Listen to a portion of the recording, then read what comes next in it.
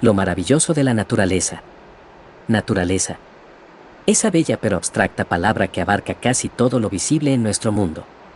De hecho, la naturaleza ha sido parte de nuestras vidas desde el principio de los tiempos, por lo que es difícil definir algún concepto que no sea natural.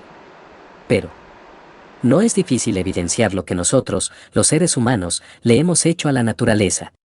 Son más cosas malas que buenas, y eso se ve día a día, por ejemplo, en la prensa, e incluso podemos apreciarlo nosotros mismos, como cuando alguien bota la basura en cualquier parte. Estoy enamorada de la naturaleza. Amo sentir la brisa en un día cálido, amo sacar a pasear a mis animales, amo ir a la playa y sentir la arena en mis pies, amo andar en bicicleta. En fin, es una gran lista de cosas. Solo espero que algún día todas esas campañas que existen para que las personas tomen conciencia de que hay que cuidar a la naturaleza, funcionen. Somos parte de la naturaleza, por lo tanto nos estamos cuidando unos a otros.